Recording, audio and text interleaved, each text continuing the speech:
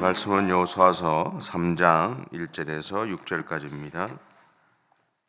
제가 주는 성경으로 323페이지에 있습니다. 여호수아서 3장 1절부터 6절까지입니다.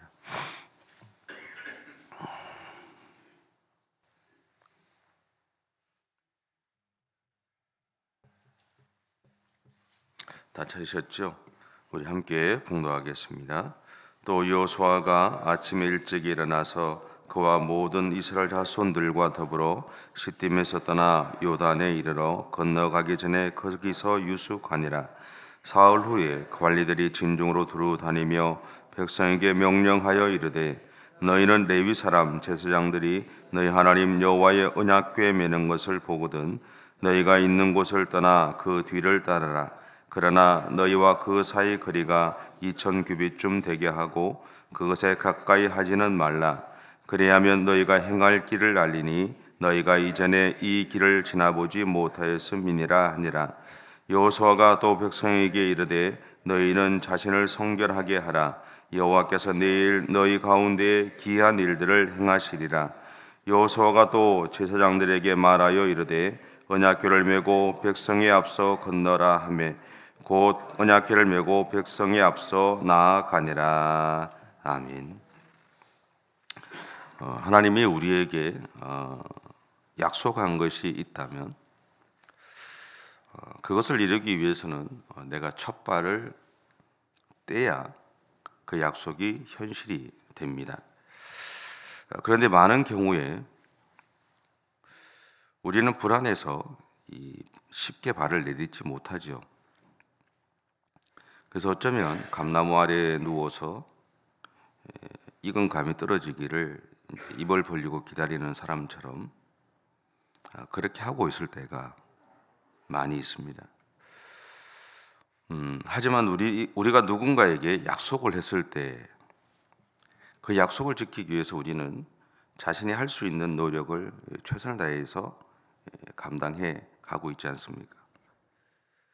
그런 것처럼 우리가 하나님의 약속을 나의 것으로 받아들이기 위해서는 그것에 맞는 행동을 해야 합니다. 바로 이런 모습을 오늘 여호수아는 이스라엘 백성들에게 요청하고 있는데 두 가지를 요청합니다. 첫째는 제사장들이 하나님의 언약궤를 매는 것을 보면 우리의 삶의 자리에서 일어나라라는 겁니다. 이것은 마치 광야에서 40년 동안 구름 기둥과 불 기둥이 일어나면 움직이고 또 멈추면 그 자리에서 쉬고 생활해 왔던 그들의 삶이 연속되고 있다는 것을 이제 의미합니다. 지금 비록 그들의 눈에 구름 기둥과 불 기둥은 없지만 제사장이 있고 언약궤가 있기에 이것을 통해서 하나님의 인도하심이 그들의 삶에 계속되고 있다는 것을 알려주고 있다라는 거죠. 그래서 가나안 땅을 차지해가는 여정에서 하나님은 제사장과 언약궤의 움직임을 통해 그들의 삶을 인도해 가실 것이고 또 그들을 보호할 것이고 그들에게 필요한 것을 채워 가실 것이다라는 것을 그들에게 알려주고 있다라는 겁니다.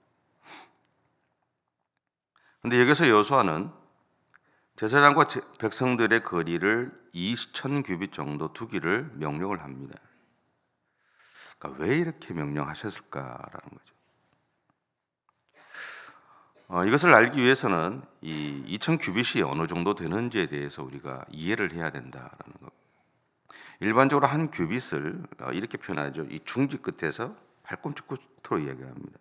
근데 이게 사람마다 좀 다르죠. 저같이 좀 짧은 사람은 짧을 것이고 좀 팔이 긴 사람은 좀 길 거 아니에요, 그죠? 그래서 그 일반적으로는 44.5라고 이렇게 정의를 해놓지만 그냥 이제 45에서 55 정도까지, 55cm 정도까지를 정해두고 있습니다. 근데 그렇게 보면 2000규빗은 대략 한 1km 정도 된다고 일반적으로 이렇게 이야기를 합니다. 결코 적은 거리가 아니잖아요. 우리가 일반적으로 요단강을 건너갈 때 뭐 제사장이 앞장서고 뭐 이런 것을 생각할 때 우리는 사실은 내 눈앞에 보이는 것을 이야기하잖아요. 그렇게 이해하지 않으셨어요? 목사들이 설교를 할 때 그렇게 이해하지 않으셨어요? 저도 여러분들 설교할 때 그렇게 이해하고 설교를 하는 거예요. 거리의 어떤 개념들을 그렇게 멀리 두고 보는 게 아니라 그냥 내 눈앞에서 일어나는 일로 보고 이야기를 하는 거예요. 제가 듣는 사람들도. 그런데 결코 적은 거리가 아님에도 불구하고 이 정도의 거리를 두게 한 것에는 이유가 있습니다. 그것은 뭐냐면 이스라엘 백성들의 숫자에 그 답이 있을 거라고 저는 생각을 합니다. 일반적으로 학자들은 애굽에서 나온 이스라엘 백성들의 숫자에 대해서 일반적으로 약 200만 정도라고 이야기를 합니다. 그래서 좀 더 나가는 사람은 250만, 300만까지도 이야기를 하는데, 근데 한 200만 정도로 한번 생각해 보세요. 여러분, 사람이 많은 모임을 이렇게 인솔해 본 적 있으세요? 제가 예전에 있던 교회에서 청년들을 데리고 비전 트립을 갔어요. 일반적으로 이제 선교 여행을 가면 보통 일반적으로 몇 사람 정도 가는지 아십니까? 많아봐야 10명입니다. 제가 62명을 데리고 갔거든요. 정신이 하나 없어요. 준비할 때부터 시작해서 데리고 가는 모든 과정들 속에서 끝날 때까지 정신이 하나도 없어요. 선장이 많고요. 불만도 많아요. 선장 왜 그리 많은지 몰라. 내가 선장인데, 자기가 선장이라는 사람이 태반이요. 데려가 보면. 불만도 많아요. 목사님, 밥은 왜 이러냐고 또 이야기하죠. 거기서부터 시작해서 뭐가 불편하다고 다 이야기해요. 적당히 살아라 그랬어요. 정신이 하나도 없어요. 62명을 데리고 와도 그런데, 가족들끼리 여행 가보면 또 그렇지 않으세요? 한 놈은 회를 먹고 싶다 그러고, 한 놈은 고기 먹고 싶다 그러고, 한 놈은 이거 둘 다 먹으면 안 된다 그러고, 어디에 장단을 맞춰요? 근데 200만의 사람들이 모여 있었다라는 거예요. 정신이 하나도 없을 거예요. 앞 사람이 뒤에 사람에게 전달을 하면 게임 같은 거 해보셨잖아요. 그죠? 귀에 대고 막 이야기해주면 맨 끝에서 그 말대로 하라고 이렇게 TV에도 게임 같은 거 많이 나오잖아요. 똑같이 해요? 앞에서 이야기하지만 5명만 지나가면 틀려요. 그죠?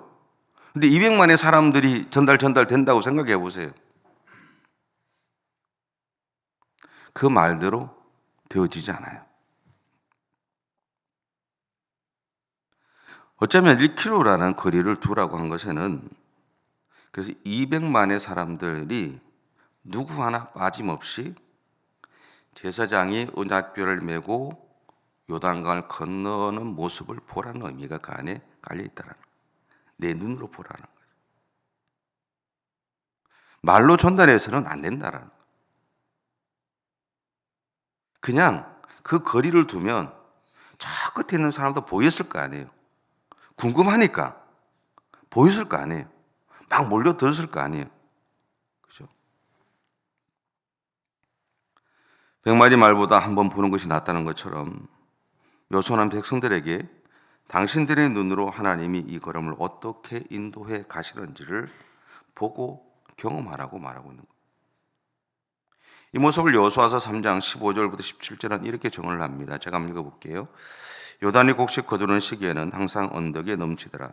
궤를 맨 자들이 요단에 이르며 궤를 맨 제사장들의 발이 물가에 잠기자 곧 위에서부터 흘러내리던 물이 그쳐서 사라단이 가까운 매우 멀리 있는 아담 성읍 변두리에 일어나 한 곳에 쌓이고 아라바의 바다 연배로 향하여 흘러가는 물은 온전히 끊어지게 되매 백성이 여리고 앞으로 바로 건널새 여호와의 언약궤를 맨 제사장들은 요단 가운데 마른 땅에 굳게 섰고 그 모든 성읍이 요단을 건너기를 마칠 때까지 모든 이스라엘은 그 마른 땅으로 건너갔더라.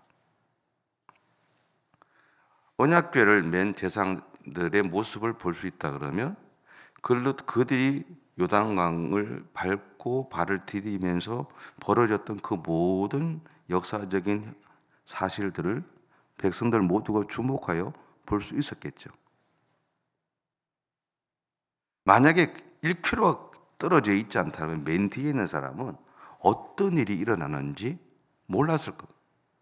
같은 자리에 있는데 어떤 사람은 직접 경험하고 어떤 사람은 간접적으로 경험해요. 직접 경험한 사람과 간접적으로 경험한 사람의 경험의 차이는 하늘과 땅 차이입니다. 1km라는 거리를 두면서 하나님은 너희가 직접 경험해 보라라는 거죠. 여호수아는 하나님의 역사하심의 이 현장에 내가 그리고 우리가 함께 동참하자라는 이야기. 그 이야기를 하는 거죠. 두 번째로는요, 당신들 자신을 성결하게 하라는 겁니다. 이 말은 우리의 광야 생활이 끝났다는 것을 의미하죠. 그래서 이전까지는 조금은 흐트러진 대로 살아왔지만 이제는 하나님의 백성답게 자신을 가꾸고 관리하면서 살아야 된다는 겁니다. 저희 아내를 이렇게 보면 집에 있을 때는 좀 흐트러지잖아요. 그죠? 밖에 나갈 때는 어떻게 해요? 그나마 머리도 좀 만지고 감고 씻고 그래서 끝나는 게 아니죠. 얼굴에 뭘 자꾸 바르잖아요. 남자들은 뭐 씻고 이러고 탁탁 하면 가는데 그래요? 저희 아이 중에 한 놈은 나가는데 여자만큼 오래 걸려요. 뭐 별의별 걸 다 해요. 제가 이래 보면서. 자신을 가꾸는 거죠. 자신을 관리하는 거잖아요. 그 모습이. 밖에 내가 나갔을 때 내가 사람들에게 어떤 모습으로 보일까를 보통 새벽에 나오실 때는 안 바르고 나오시잖아요. 그죠? 이뻐요, 안 발라도. 근데 남은 알죠. 저는 목사만 압니다. 여러분의 모습을. 왜냐하면 옆에도 안 보여주시잖아요. 근데 목사는 알아요. 근데 하나님은 아시거든요. 여러분이 어떤 모습으로 나오느냐, 우리가 하나님 앞에 어떤 모습으로 서느냐, 하나님은 아신다는 거예요. 여기서 그들은 자신을 성결하기 위해서 일단 손이나 발만이라도 씻었을 겁니다. 좀 더 나가면 몸이라도 씻었을 거예요. 그 대신 제대로 된 성결 작업은 언제 일어나냐면 요단강을 건넌 이후에 여리고 평지에서 일어납니다. 그곳에 두 가지를 행하게 됩니다. 하나는 유월절을 행하고요. 또 하나는 광야에서 태어난 사람들을 위해서 미루어 두었던 할례를 행하게 됩니다.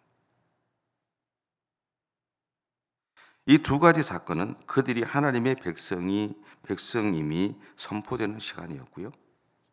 그리고 하나님이 그들의 주인 되심을 선언하는 과정이었습니다.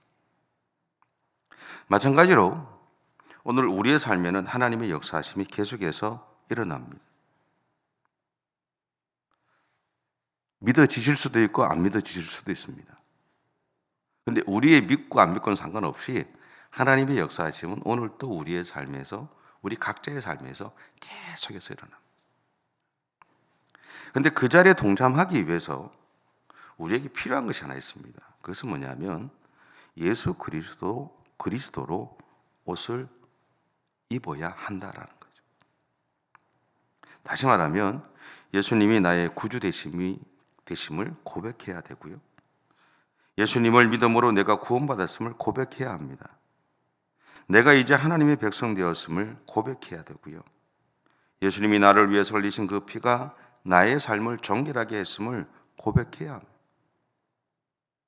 예수 그리스도를 향한 이러한 고백들은 그냥 일어나는 것이 아니라 우리가 예수 그리스도로 옷을 입어야 가능한데 그 옷을 입게 하시는 분이 성령 하나님이시죠. 그리고 이 고백 되게 하시잖아요. 이런 고백의 과정들을 통해서 우리는 오늘도 우리의 삶 가운데 역사하고 계신 하나님을 경험하게 됩니다.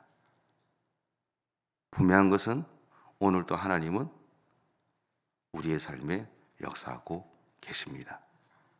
그 하나님을 온전히 신뢰하시면서 오늘도 여러분에게 주어진 하루를 믿음으로 그렇게 살아내시고 힘들 때 나와 함께 하시고 나의 삶에서 일하고 계시는, 역사하고 계시는 하나님의 손을 꼭 붙잡고 그렇게 힘도 내시고 용기도 내시길 바랍니다. 기도하겠습니다. 사랑의 주님, 감사합니다. 우리를 사랑해 주셔서 감사하고 오늘도 우리와 함께 해 주셔서 감사합니다. 주님의 그 손을 붙잡고 오늘 또 믿음의 길을 달려가는 우리 모든 성도들의 삶이 되어줄 수 있도록 하나님 역사해 주옵소서. 감사드리며 예수님의 이름으로 기도드립니다. 아멘. 하늘에 계신 우리 아버지, 아버지의 이름을 거룩하게 하시며 아버지의 나라가 오게 하시며 아버지의 뜻이 하늘에서와 같이 땅에서도 이루어지게 하소서. 오늘 우리에게 일용할 양식을 주시고 우리가 우리에게 잘못한 사람을 용서하여 준 것 같이 우리 죄를 용서하여 주시고 우리를 시험에 빠지지 않게 하시고 악에서 구하소서. 나라와 권능과 영광이 영원히 아버지의 것입니다. 아멘.